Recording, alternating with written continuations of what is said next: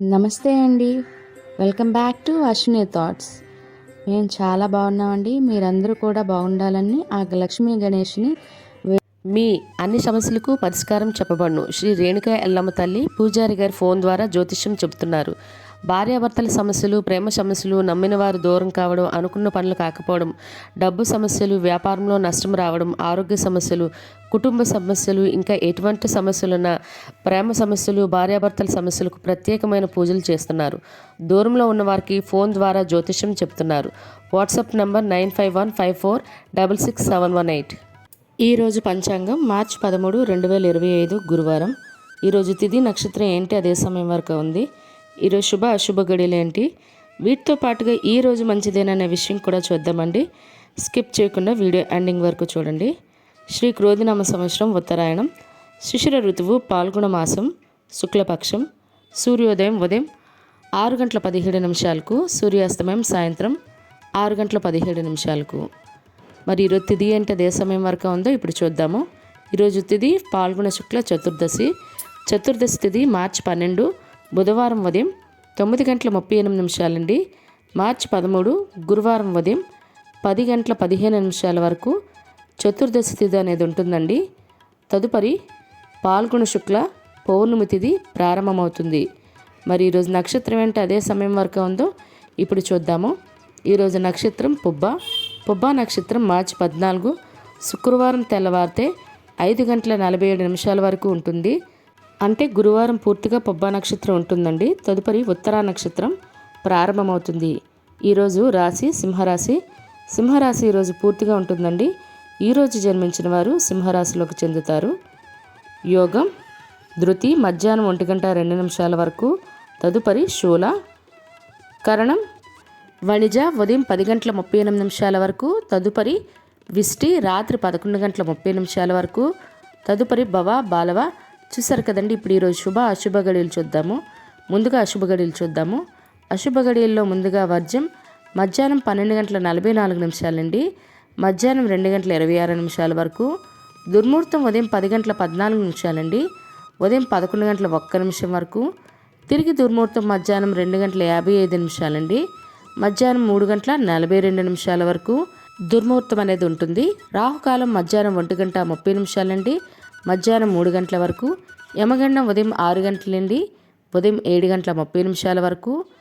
గుళిక కాలం ఉదయం 9:32 ఉదయం 11:01 వరకు. ఇవన్నీ ఈరోజు అశుభ సమయాలండి. మరి ఇప్పుడు ఈరోజు శుభ సమయాలు అనేవి చూద్దాము.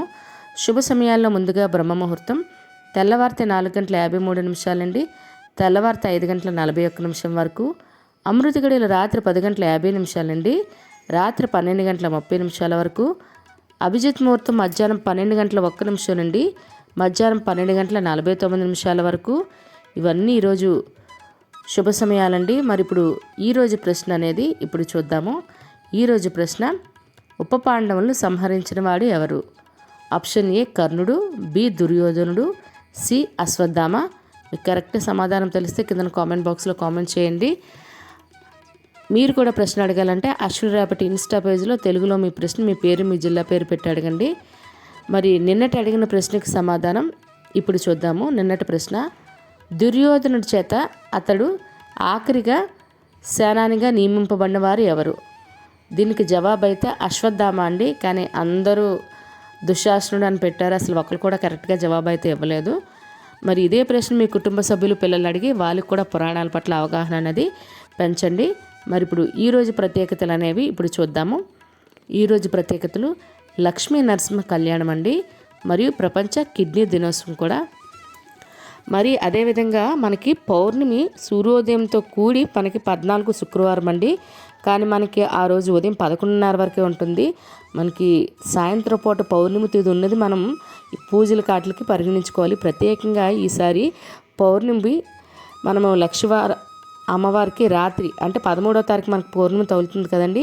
ఆ రోజు రాత్రి గురువారం రాత్రి మనం లక్ష్మీదేవి అమ్మవారికి పూజ చేసి ప్రత్యేకంగా పాలతో దీపారాధన చేస్తే చాలా మంచిది అండి. అమ్మవారికి మరకబెట్టిన కాచిన పాలను కూడా నైవేద్యంగా పెడితే అమ్మవారికి చాలా ఇష్టం. ప్రయత్నించండి అలా చేయడానికి. ఆ కాచిన పాలను అమ్మవారికి పెట్టి మరుసటి రోజు మీరు వాటిని పాలని ఏ రకంగా అయినా తీసుకుంటే ఇంట్లో కుటుంబ సభ్యులు చాలా మంచిదండి.